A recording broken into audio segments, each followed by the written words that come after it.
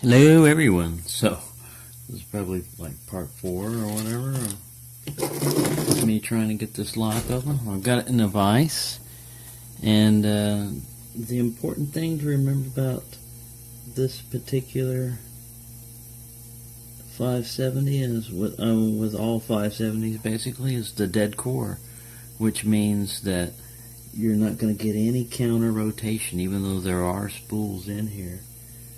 So when you do run into a pin that gives you some feedback, you have to pull back on your tension manually. And it's very easy to drop pins. But I'm using my homemade tension wrench. And we're in a vise, and hopefully you can see all this because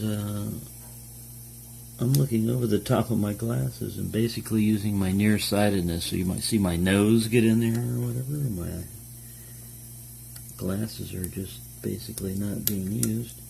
I don't know why I just don't take them off, since I'm just going blind. Blind picking. Alright, so in messing with this before, I've yet to open it, and this, hopefully there won't be like a set of part 5 or 6 or 7. Or a naughty bucket. There we go. Pin 1, I just moved him up, and I got a bit of movement on the core. So I haven't gutted this thing, because to do so you have to drill. It's not really designed to be gutted. You have to drill out pins and everything, and I don't want to destroy the lock. But I have seen people on YouTube that have done it, and alright, I'm on pin 2, I believe. I'm trying to go in order, and if I feel any movement on against the pick at all, I'm going to have to back it off like this. There we go. Set pin 2. Good so far. If I can do this, work my way down the stack and remember which ones. I tend to lose count of which pin I'm on, and what I'm doing is just trying to go in there and find any pin that talks to me or feels like it needs to be set. I'm on, I believe, pin 3. The problem with having to back these guys off is you can go too far and lose everything.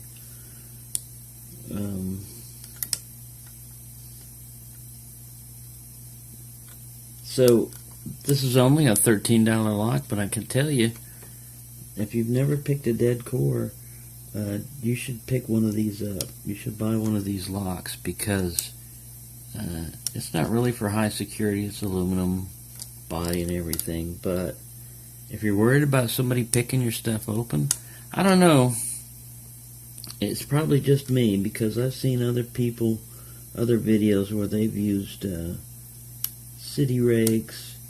And I think Helpful Lock Picker has one up where he says, "Is everyone's 570 as easy to open as mine?" And he does a pretty good job of opening his up real easily with a city rake. Mine didn't respond to a city rake. Alright, we're at 3 minutes 55 seconds, so what I'm going to do is, if I don't get this thing open, alright, another good thing about a dead core is you can not worry about dropping your pick too much, because if you had a false set before, as long as you don't jiggle it too much, I saw mine when tension bar was slipping, as long as you don't pull back too much, you can probably still keep your... I'm just going to check pin 1 right now, make sure. Alright, see, he did drop. It could have been from when I adjusted my tension wrench, or when I was trying to counter rotate. So I'm going to go back. It was pin 2. I'm going to go to... I'll call them out if I can figure out which one it was. That's pin 4. I got a crunch. Maybe. Alright, it just fell back on its own.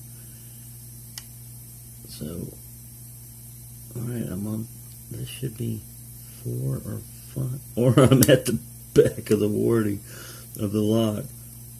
It's really binding. There we go, it was pin 4, I guess.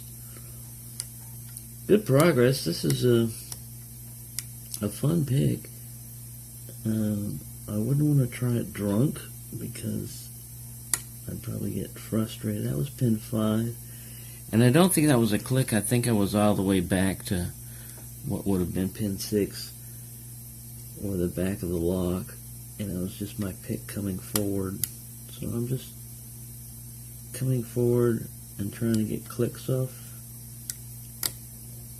each pin or feel any feedback through the tension wrench, which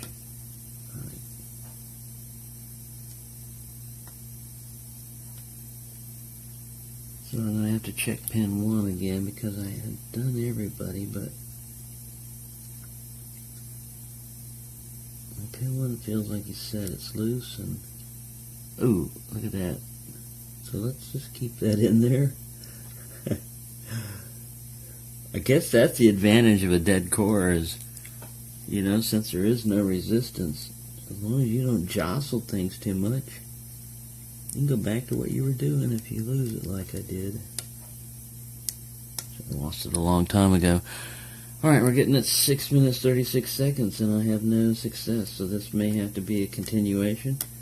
But you don't have to worry about me substituting a lock or anything, because I've only got one of these and I can't get in there and mess with it.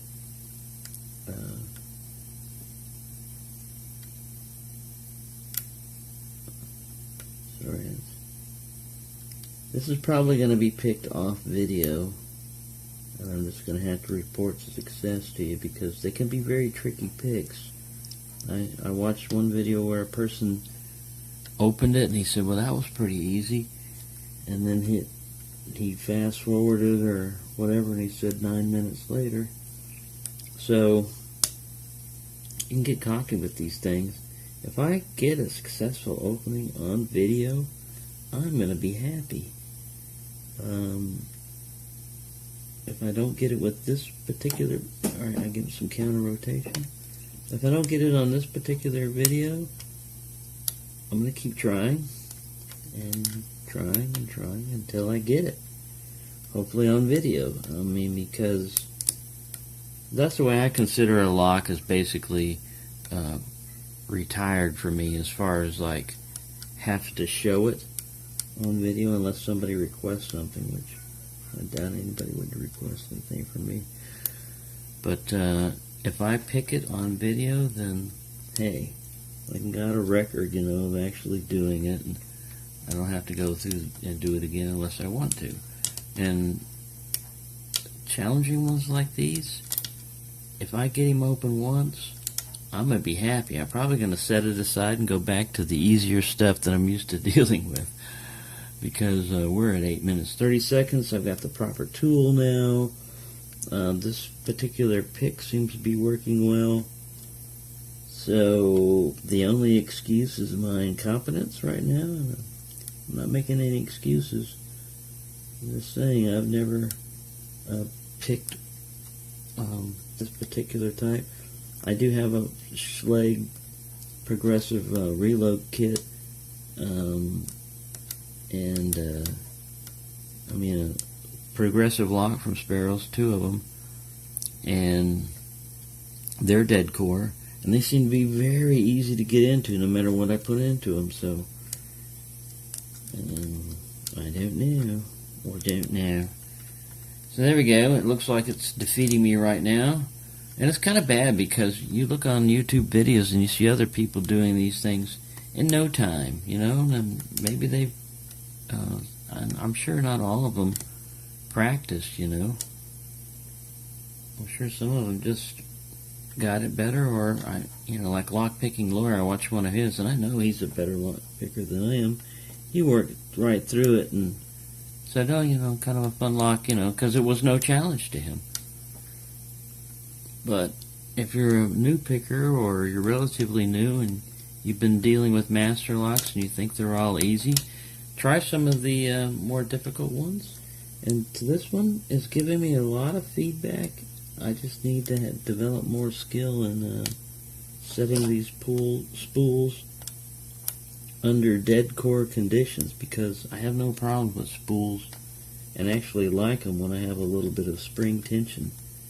It lets me know when I've gone far enough back, because it'll pop forward or it'll make a click, and on a dead core you don't get that.